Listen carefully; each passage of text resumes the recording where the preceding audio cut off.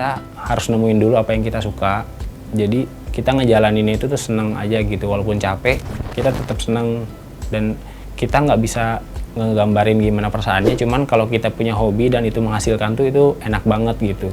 Di waktu kayak sekarang yang serba nggak pasti, kita nggak bisa ya nyerah gitu aja, nggak bisa nyalain keadaan juga. Kita harus bisa keluar dari ini dan survive terus gitu.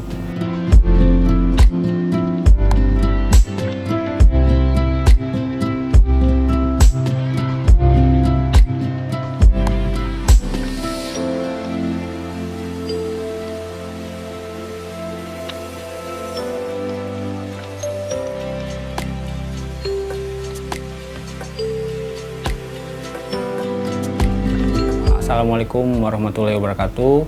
Saya Faiz Aulia Rahman. Untuk sekarang saya lagi menjalani usaha pakaian second atau yang disebut sekarang tuh lebih dikenal thrifting atau thrift shop.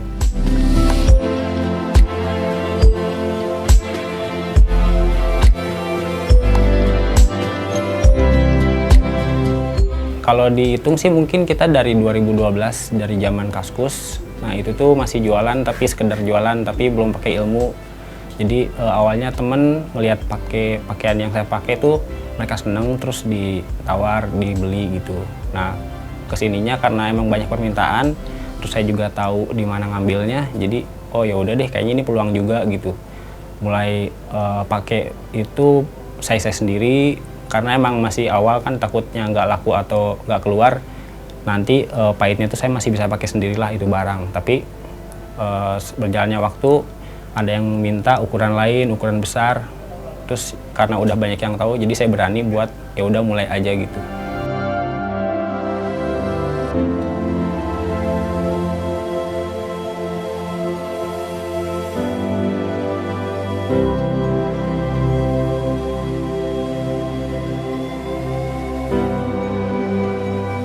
Saya dari awal lulus itu sebenarnya udah pernah kerja di orang juga, kerja kantoran.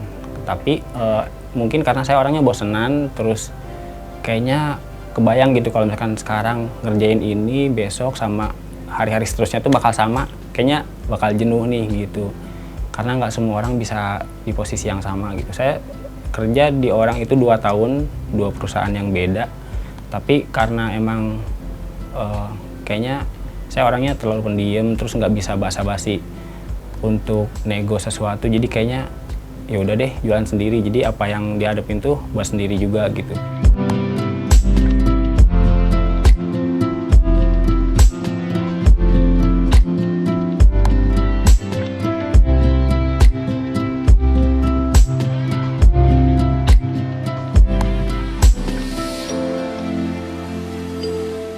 Senangnya di sini, terus teman-teman juga yang dulu pernah dapat barang dari saya minta lagi gitu. Dan supplier pun nawarin barang yang pernah saya dapat dulu. Jadi ya udahlah, kalau misalkan emang kira-kira permintaan banyak, terus yang supply juga ada, oke lah diseriusin gitu. Diseriusin terus ya udahlah, mulai benar-benar serius tuh ilmunya gimana. Terus saya ikut seminar, ikut komunitas, ikut kumpul sama teman-teman yang di bidang yang sama, jadi semangatnya tetap terjaga. Terus apa yang update tuh saya bisa belajar juga dari situ gitu. Karena kalau kita ngejalanin sesuatu yang kita suka tuh walaupun capek kita tetap seneng gitu. Beda kalau kita ngelakuin hal yang nggak kita suka, kadang nemuin hal buntu tuh kadang suka pusing, suka nyerah kayak gitu. Tapi beda dengan apa yang kita suka, kadang kita lupa waktu, kayak lupa makan kayak gitu karena emang basicnya kita seneng dulu nih. Jadi kita nemuin hal yang sekiranya buntu atau misalkan ibaratnya nggak ketemu jalan keluarnya tuh kita tetap nyari gitu karena basicnya seneng gitu.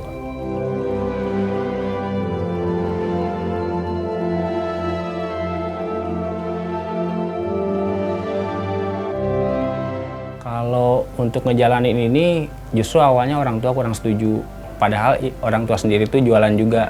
Nah, mungkin mereka khawatir saya tuh nggak bisa ngejalaninnya nanti, atau mungkin orang ngelihatnya kalau usaha tuh lebih ibaratnya nggak stabil gitu dibanding orang yang kerja atau ngantor, karena kan benar-benar nggak pasti gitu ya per bulannya gimana, terus penjualan nggak selalu bagus gitu.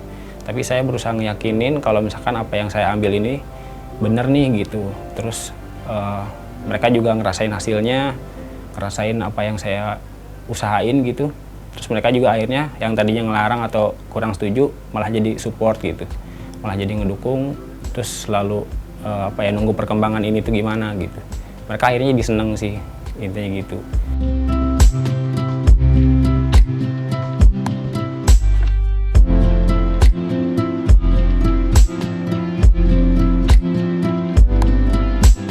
Jadi niat awal ada home store ini karena emang dasarnya saya juga bukan orang sini, terus butuh tempat tinggal, tapi butuh juga tempat yang sekiranya kalau bisa sekalian jualan ya menghemat juga lah gitu.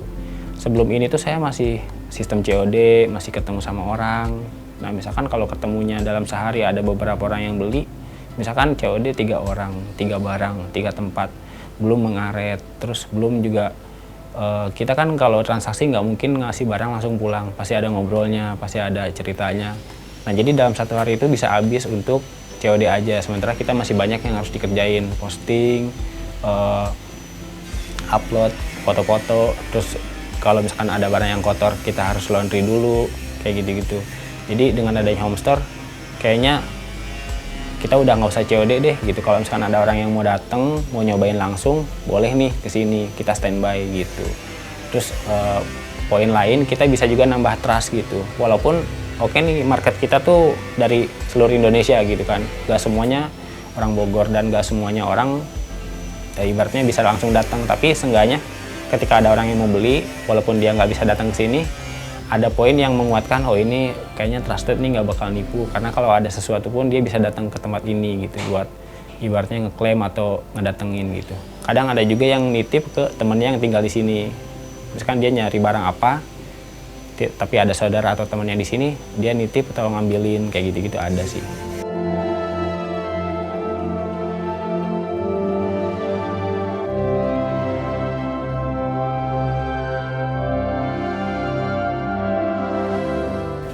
Untuk sekarang tuh saya lebih ke pakaian cowok ya, dari topi sampai sepatu kita coba jual. Tapi kalau brand kita emang random sih, jadi misalkan kita nggak bisa nentuin nih mau nyari barang apa gitu ketika hunting, tapi ternyata dapatnya apa ya udah kita jual apa yang kita temuin aja gitu. Yang penting feeling kita menurutnya oh ini bakal laku dan dicari orang, oke kita ambil gitu.